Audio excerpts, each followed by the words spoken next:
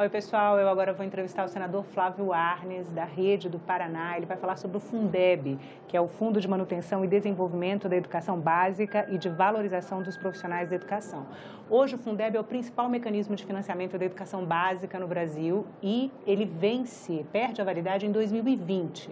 Se o Congresso não aprovar uma emenda constitucional que garanta a continuidade dele, ele para de existir. E ele realmente é hoje o principal mecanismo para financiamento da educação básica. O senador Flávio Arnes é o relator da matéria aqui no Senado e ele vai conversar com a gente. Se você quiser fazer uma contribuição, se você quiser fazer uma pergunta, posta lá aí nos comentários que o pessoal manda para a gente e eu consigo fazer para o senador ainda no ar. Só que tem que ser rapidinho, porque a entrevista tem mais ou menos 10 minutos de duração, tá bom? Esse é o programa Argumento da TV Senado. Depois ele vai passar na TV também, então a gente começa a gravar ele agora.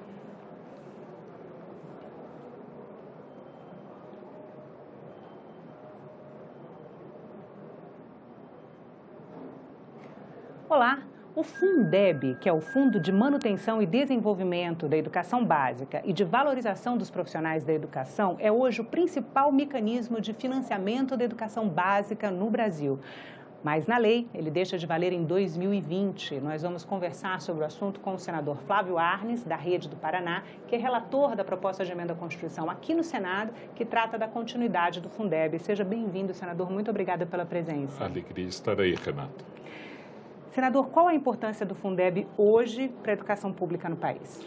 Olha, educação básica é algo extremamente importante para o Brasil.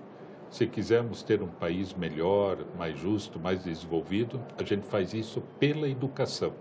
Educação básica é creche, pré-escola, ensino fundamental, ensino médio, educação profissional, jovens e adultos, pessoa com deficiência, indígenas, quilombolas.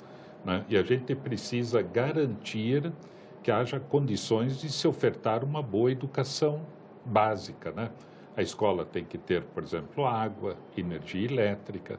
Tem muita escola que não tem banheiro dentro da escola, que não tem água filtrada, que não tem, no quase 60%, 70% não tem biblioteca, não tem quadra de esportes. Então, a gente tem que, o Brasil inteiro precisa dizer, queremos uma escola boa, assim, que tenha todos esses aparelhos, esses ambientes para que o aluno se sinta bem. E, ao mesmo tempo, valorizar o profissional da educação. A gente tem que dizer o profissional, o professor merece um bom salário, tem que ter plano de carreira, tem que ter hora atividade, chamar mais pessoas para fazerem os concursos. Então, isto tudo é educação básica e hoje estados e municípios aplicam 150 bilhões por ano dos seus recursos na educação básica, no Fundeb. Eu queria só explicar um pouquinho, senador, entender também um pouquinho como é que funciona o Fundeb. O senhor está falando dos recursos de estados e municípios. E a União entra com 10% desse valor complementando. Essa é a composição do Fundeb. Estados e municípios têm que aplicar 25% do seu orçamento em educação. 20% desses 25% são separados, não todos eles, mas alguns impostos são separados e constituem uma cesta do Fundeb. Então, no estado do Paraná, por exemplo, recursos do estado e dos municípios, certos impostos vão para essa cesta e são distribuídos para os municípios de acordo com o número de alunos dos municípios. Isso significa, no Brasil, 27 cestas, estados e Distrito Federal, e são 150 bilhões que estados e municípios colocam dos seus impostos nessas cestas. E a União complementa com 10%. Hoje. Então, 15 bilhões de reais. 150 bilhões vêm estados e municípios e 15 milhões vêm da União. Isto para se ter um valor mínimo no Brasil por aluno de aproximadamente R$3.000 por ano. Então, R$3.000 por ano, não é por mês. Esse é um valor médio. Esse não é o valor que ganha o menor, o município que tem menor recurso. Tem 9 estados que aplicariam menos de R$3.000 por ano, hoje. Então, com a complementação da União, esses 9 estados chegam ao mínimo exigido no Brasil. São 7 estados do Nordeste e 2 estados do Norte. R$ 3.000. Então, isso, 3.200, dependendo se é educação infantil, jovens e adultos, cada um tem um valor. Mas vamos dizer 3.200. Isso significa $800 por ano, porque tem muita gente que fala que o Brasil gasta igual a um país desenvolvido. É um absurdo você falar isso, porque nenhum país desenvolvido do mundo gasta R$ 800, né? $800 por ano, nem $800 por ano na educação básica. É muito mais, é 12 mil, 13 mil, 15 mil dólares por ano por aluno. Então, o que nós estamos dizendo? O Fundeb precisa ser permanente, porque é importante, né? A gente mudou muito o Brasil, os resultados foram positivos, apesar do valor baixo.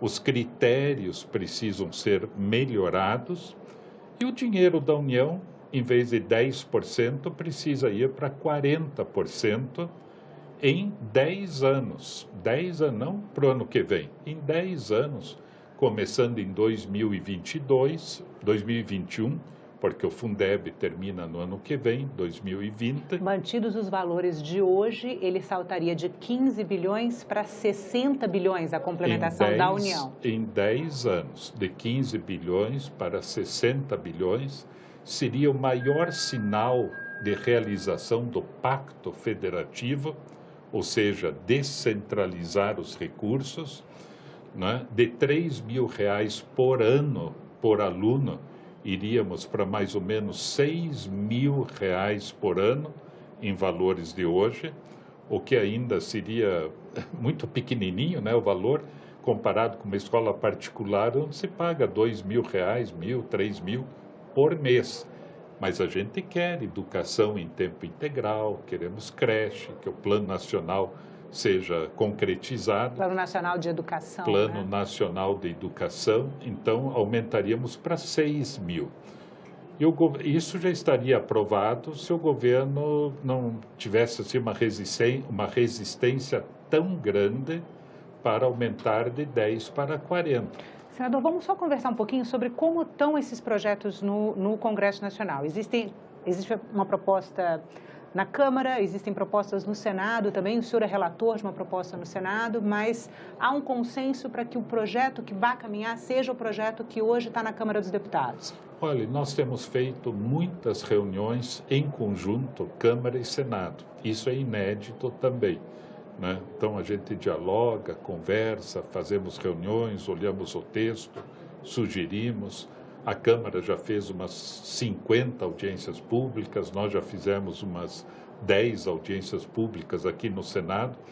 Por quê? Porque a gente quer convergir para uma educação básica que seja um consenso no Congresso Nacional, como já é o consenso com governadores, prefeitos, todo mundo está apoiando. Agora, governadores e prefeitos apoiam o aumento da participação da União na composição do Fundeb? Apoiam que seja permanente, que sejam adequados os critérios de distribuição com base na experiência exitosa até hoje, aprimorar os critérios e que haja o aumento de 10% para 40%. Então, todo mundo concorda. Agora, ao mesmo tempo, nós estamos discutindo fontes de financiamento. De onde que viriam esses recursos para ajudar até o governo federal a achar. Mas nós temos, na verdade, Renata, que ter a bandeira, levantar a bandeira. Queremos um Brasil melhor, é pela educação. Educação é prioridade absoluta. Então, vamos ter o Fundeb, da creche ao ensino médio, e pedindo para que todo mundo no Brasil se engaje nessa campanha. Dinheiro para a educação. Senador, quais são esses critérios de distribuição que o senhor acredita que devem ser adequados, melhor adequados agora? Como eu falei antes, atualmente você tira 20% dos 25% que constituem o orçamento da educação, estados e municípios, e põe dentro de uma cesta.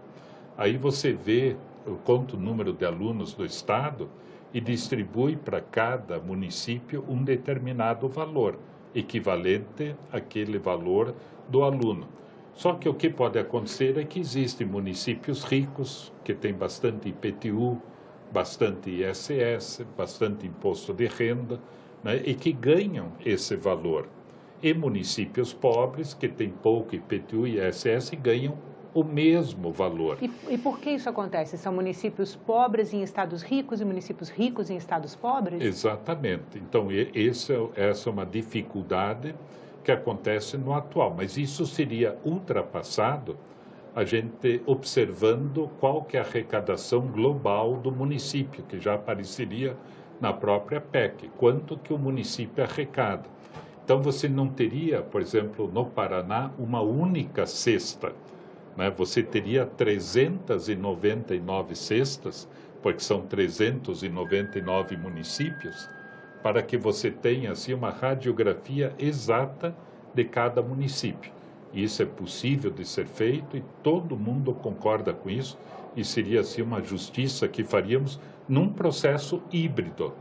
Distribuem-se os 10% atuais como estão, para ninguém perder, porque muita gente já se organizou, e à medida que o recurso novo for entrando, o critério novo será colocado disponível, né, para assim ter maior justiça nessa distribuição. Senador, o Fundeb perde a validade no final de 2020. Qual é a expectativa do senhor em relação à tramitação e aprovação da garantia de continuidade do fundo? Todo esforço está sendo feito para que isto aconteça, né? Então, como eu falei, Undimes, que são secretários municipais, estão junto, de acordo, com sede, secretários estaduais, Fórum de Governadores, Confederação Nacional dos Municípios, Frente Parlamentar. Agora, nós estamos iniciando uma campanha para que o debate do Fundeb, em linguagem popular, esteja em todas as escolas, em todas as câmaras de vereadores, para que todo brasileiro e brasileira levante essa placa. Eu sou a favor da educação. Recursos para a educação. Senador, muito obrigada pela entrevista. A gente conversou com o senador Flávio Arnes, da Rede do Paraná. Se você quiser rever este programa, assistir a outros da TV Senado, vai no nosso site, senado.leg.br/TV ou ao canal da TV Senado no YouTube. E se você quiser fazer uma crítica ou sugestão, liga para a gente. O telefone é 0800 61 22 11 e a ligação é gratuita. Obrigada pela atenção e até a próxima.